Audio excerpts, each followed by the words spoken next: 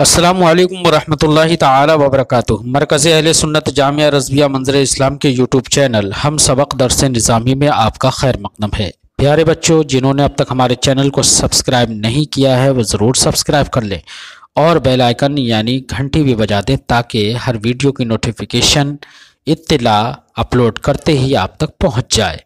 और अपने साथियों से भी शेयर करें और बात पसंद आए तो लाइक भी करें और अपने क़ल्बी तअस्सुर को कमेंट करके ज़रूर बताएं। चलिए कुछ इबारत पढ़ लेते हैं मुनाज़रा रशीदिया से। बिस्मिल्लाहिर्रहमानिर्रहीम। लम्मा कानत दलीलु ला बुद्द लहु फी तअद्दी इलल इल्म मिन अत-तक़रीब ज़करा तारीफ़ अत-तक़रीब बअद तारीफ़िही फ़क़ाल अत-तक़रीब सौक़ु अद-दलील अला वजहिन यस्तलज़िमुल मतलूबा फ़इन कान दलील यकीनियन यस्तलज़िमुल यकीनु बिही व इन कान ज़न्नियन यस्तलज़िमु ज़न्नु बिही वल मुरादु बिल इस्तिल्ज़ाम मा अरफ़्ता अत-तालीलु तबयीनु इल्लति अश-शै' वल मुराद बिल इल्लति अल इल्लतु ताम्मा बिक़रीनति तबयीन इला आख़िरिल इबारा। प्यारे बच्चों, आज के इस सबक में साहिबे मतन, साहिबे रशीदिया, साहिबे शरीफिया बयान फरमा रहे हैं कि माँ कब्ल में जब हमने दलील की तारीफ़ की तो दलील के लिए ज़रूरी है, क्योंकि दलील के ज़रिए से मतलूब तक पहुँचा जाता है।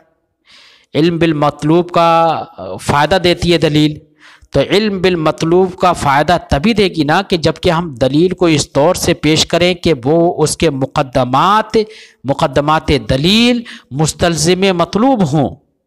अगर इस तौर से हम दलील को पेश करें तभी तो दलील मतलूब तक पहुंचाएगी ना। तो इस तौर पर, इस तर्ज पर दलील को पेश करना कि उसके मुक़द्दमात मतलूब के इल्म को मुस्तलज़िम हों, इस तर्ज पर दलील को पेश करना बच्चों यही तक़रीब कहलाती है। क्या कहलाती है? तक़रीब। इससे आपके जहन में ये बात आ गई होगी कि दलील के लिए तक़रीब का होना ज़रूरी है। क्या दलील के लिए तक़रीब का होना ज़रूरी है? जब दलील के लिए तक़रीब का होना ज़रूरी है तो मुसन्निफ़ ने इसीलिए दलील की तारीफ़ के बाद फ़ौरन तक़रीब की तारीफ़ ज़िक्र कर दी। तक़रीब किसे कहते हैं बच्चों? दलील को इस तौर पर, इस तर्ज पर पेश करना कि मुक़द्दमात दलील इल्म बिल मतलूब को मुस्तलज़िम हो जाएं। बात समझ में आई?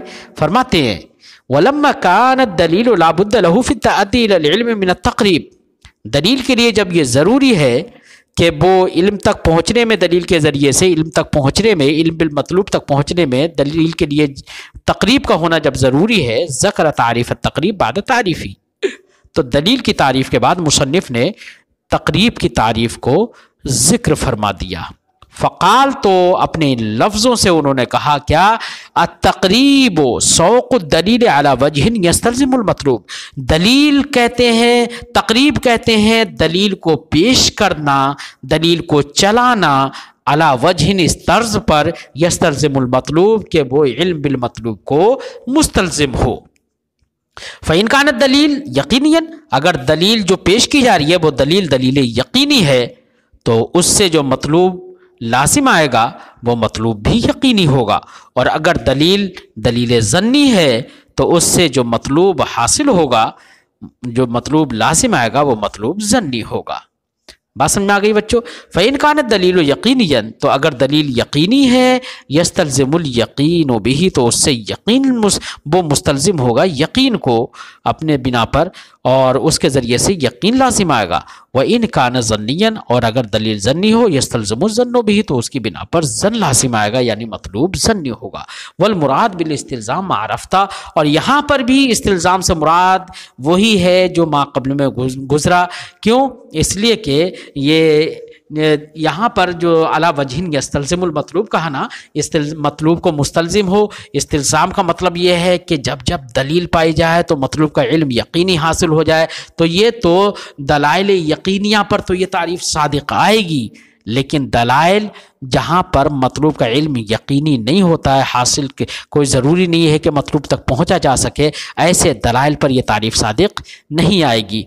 اس لیے یہاں پر بھی استلزام سے مراد المناسبۃ المصححۃ للانتقال ہے، جیسے کہ اس سے پہلے آپ نے سمجھا ہے، اس سے پہلے اسباق میں ہم نے یہ بتایا تھا۔ فرماتے ہیں والمراد بالاستلزام ما عرفتہ، اور یہاں پر استلزام سے مراد وہی ہے جو آپ ما قبل میں سمجھ چکے ہیں۔ بہرحال تقریب کی تعریف ہو گئی کہ دلیل کو اس طور پر پیش کرنا کہ وہ مطلوب کو مستلزم ہو۔ التعلیل، اب یہاں پر تعلیل کو پیش کر رہے ہیں۔ تعلیل کہتے ہیں کسی شے کی علت کو بیان کر دینا، واضح کر دینا۔ کسی شے کی علت کو واضح کیوں کیا جاتا ہے بچوں؟ علت کو واضح کرنے کا مقصد کیا ہوتا ہے؟ تو ظاہر بات ہے کسی شے کی علت کو واضح اس لیے کیا جاتا ہے تاکہ اس علت کے ذریعے سے جو معلول ہے وہ حاصل ہو جائے، مطلوب کا علم حاصل ہو جائے، علم بالمطلوب کا حصول ہو جائے، اس لیے کسی شے کی علت کو بیان کیا جاتا ہے۔ اور علت کو بیان کرنے سے جب مقصود ہے علم بالمطلوب، تو یہ کب حاصل ہوگا بچوں؟ علم بالمطلوب یہ اسی وقت ہوگا جب کہ علت تامہ ہو۔ کیا ہو؟ علت تامہ ہو، کیونکہ علت ناقصہ سے کبھی علم بالمطلوب حاصل نہیں ہوتا ہے۔ تو کسی بھی شے کی علت کو بیان کرنے سے مقصود ہوتا ہے کہ تاکہ علم بالمطلوب حاصل ہو جائے، معلول کا علم حاصل ہو جائے، اور معلول کا علم حاصل تبھی ہوگا جبکہ اس کی علت تامہ بیان کی جائے۔ اس لیے مصنف کا یہاں پر تبیین و علت شے کی علت کو نمایاں کر دینا، روشن کر دینا، واضح اور بیان کر دینا۔ یہاں پر علت الشے تو اگرچہ بولا ہے مصنف نے، لیکن یہاں پر علت الشے سے مراد علت شے کی علت تامہ مراد ہے۔ کیا مراد ہے؟ علت تامہ۔ یہ ہم نے جو وضاحت کی کہ یہاں پر علت الشے سے مراد علت تامہ ہے، اور قرینہ اس پر کیا ہے؟ کوئی کہے کہ علت التامہ تو یہاں پر مطلق بولا ہے مصنف نے، تو آپ نے علت تامہ یعنی خاص مراد کیسے لے لیا؟ تو قرینہ کے بغیر کیسے مراد لے لیا؟ تو یہاں پر ہم صاحب شرح بیان کریں گے کہ یہاں پر قرینہ علت تامہ مراد لینے کا لفظ تبیین ہے، کیونکہ تبیین و علت شے کہہ دیا نا، شے کی علت کو واضح کر دینا، اور واضح کرنے سے مقصد کیا ہوتا ہے؟ علم بالمطلوب کا حصول، کہ مطلوب علت سے جو معلول ہے، جو معلول ہمارا مطلوب ہے، اس کا حصول ہو جائے، اس کا علم ہو جائے، اور علم تبھی ہوگا جبکہ علت تامہ ہو۔ تو تبیین یہ قرینہ ہے کہ یہاں پر علت سے مراد علت تامہ ہے، کیونکہ تبیین سے مقصود ہوتا ہے علم بالمطلوب کا حصول، یعنی شے کی علت کو واضح کر دینا۔ واضح کرنے سے مقصد کیا ہوتا ہے؟ تاکہ اس کا علم حاصل ہو جائے، اور علم حاصل تبھی ہوگا جبکہ علت تامہ ہو۔ تو یہاں پر لفظ تبیین قرینہ ہے اس بات کا کہ علت الشے سے مراد مصنف کی علت تامہ ہے۔ بات سمجھ میں آگے بچوں؟ یہ شارح نے جو شرح کی ہے یہ در حقیقت ایک اعتراض کا جواب ہے۔ اعتراض کیا ہے وہ ابھی ہم ذکر کرتے ہیں۔ فرماتے ہیں التعلیل علی یعلل تعلیل، علت بیان کرنا۔ فرماتے ہیں التعلیل تبیین علت الشیء، تعلیل بھی چونکہ مناظرہ کی ایک اصطلاح ہے تو اس کی بھی تعریف کر دینا ہے۔ تعلیل کہتے ہیں شے کی علت کو بیان کر دینا، واضح کر دینا۔ والمراد بالعلت العلت التامہ، یہاں پر مصنف کی مراد علت سے علت تامہ ہے۔ اب قرینہ کیا ہے اس پر؟ بقرینۃ التبیین، قرینہ ہے تبیین، تبیین کے قرینے سے علت تامہ مراد ہے۔ کیوں؟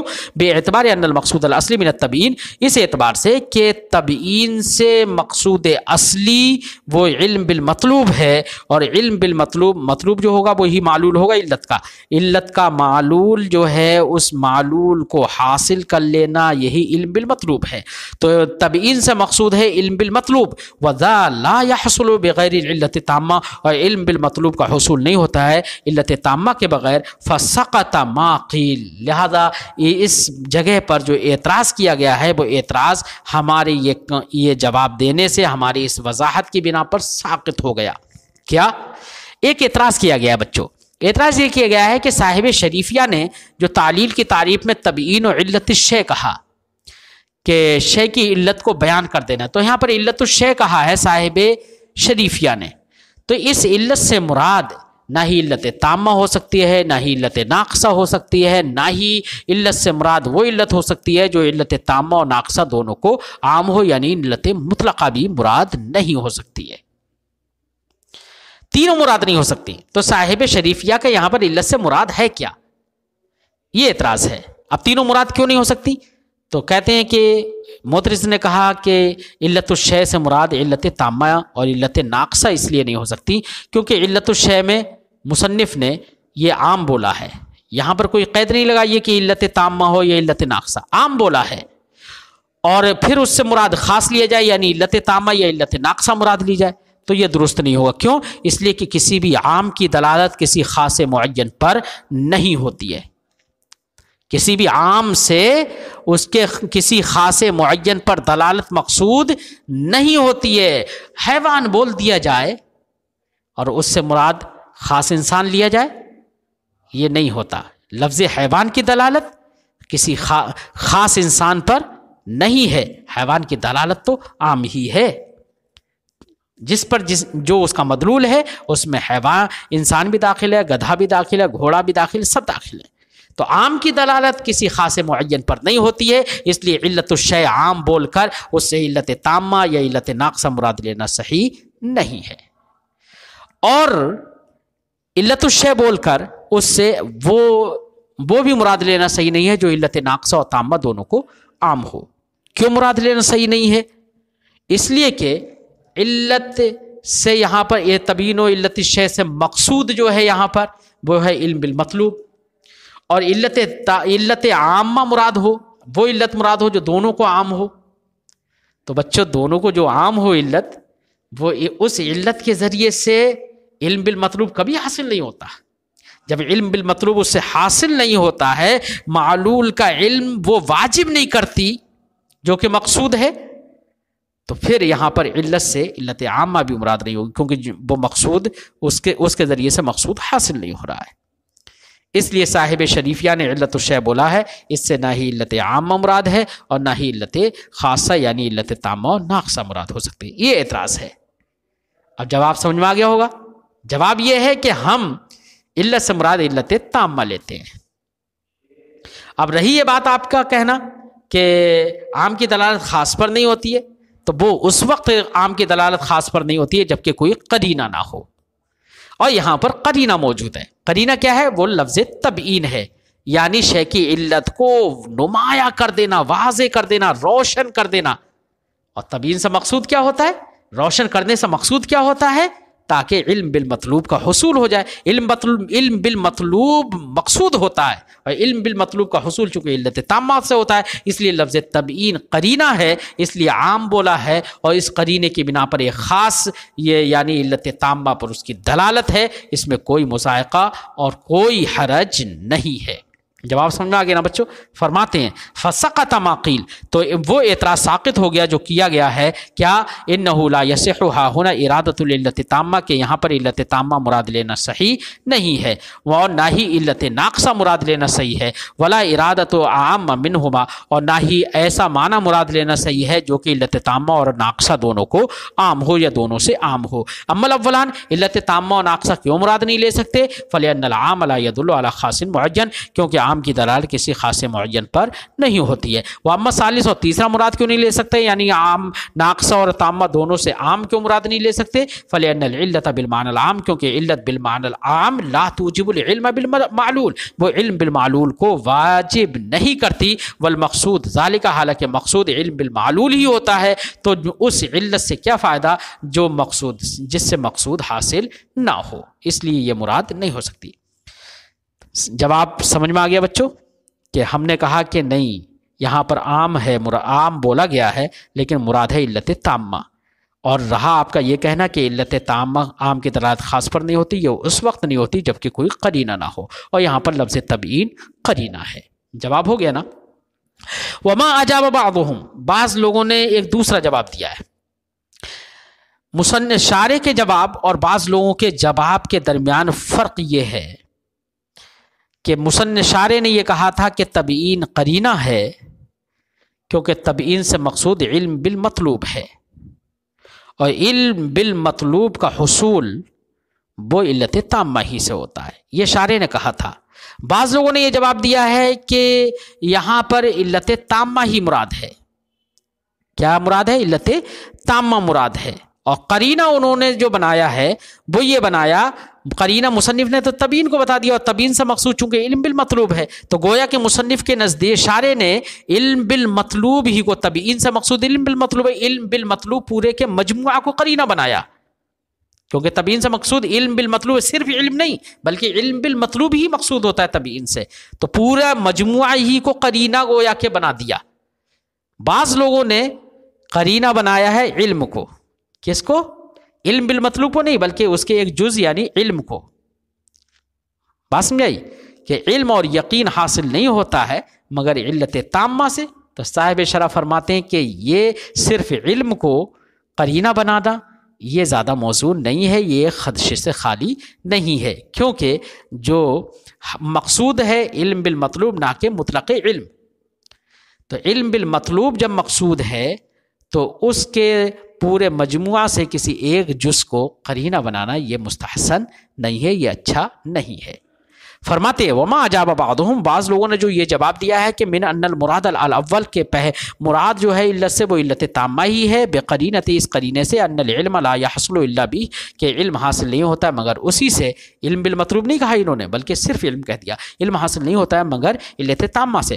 یہ جو بعض لوگوں نے جواب دیا لا یخلو عن شیء، یہ کسی شے سے، خدشے سے خالی نہیں ہے، کیوں؟ لأن مجرد کونہ کذالک، صرف یہ کہنا کہ علم حاصل نہیں ہوتا ہے مگر علت تامہ سے، یہ کہنا، یہ صرف اتنا ہی کہہ دینا اور علم کا حاصل نہ ہونا مگر علت تامہ ہی سے، لا یحسن کونہ قرینہ، یہ قرینہ ہونا، اس کا قرینہ ہونا صرف کا صحیح نہیں ہے، صحیح نہیں بلکہ اچھا نہیں ہے، کیونکہ مجموعہ سے صرف ایک جز کو قرینہ بنا دینا یہ صحیح، یہ اچھا نہیں ہے بلکہ مجموع کو قرینہ بنایا جائے، کیونکہ علت سے مقصود اس علت کا جو معلول ہے، اس معلول یعنی مطلوب کا حاصل، معلول کا علم حاصل ہونا، اور معلول کا علم حاصل ہونا یہی علم بالمطلوب ہے، تو پورے مجموعہ ہی کو قرینہ بنایا جائے یہی بہتر ہے، اس کے ایک جز کو قرینہ نہ بنایا جائے یہ صحیح، یہ بہتر نہیں ہے۔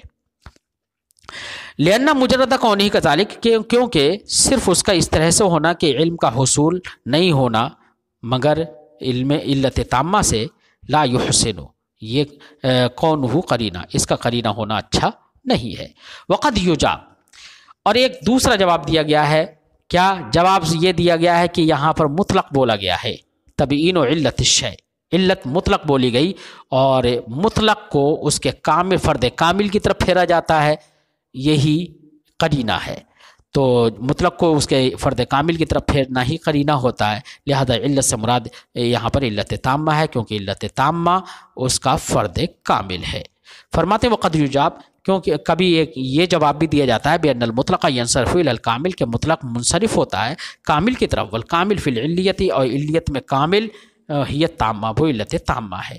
ثم اللام فی قولہ الشیء، پھر مصنف صاحب شریفیہ کے قول علت الشیء میں جو الشیء پر الف لام ہے، یہ الف لام عہد کا ہے، کیونکہ علت جس شیء کی بیان کی جاتی ہے وہ شیء ہر مطلق شیء نہیں ہوتی ہے بلکہ وہ معہود و متعین شیء ہوتی ہے۔ وہ کون سی ہوتی ہے؟ وہ معلول ہوتی ہے، یا دوسرے لفظوں میں یہ کہو کہ آدمی دعویٰ کرتا ہے اور اس دعوے کی علت اور دلیل بیان کرتا ہے، تو یہاں پر جو دعویٰ ہے وہی شیء ہے، اسی کی علت ہوتی ہے، تو یہاں پر شیء میں الف لام عہد کا ہے، اور معہود جو ہے یہاں پر وہ شیء ہے جو کہ دعویٰ ہے۔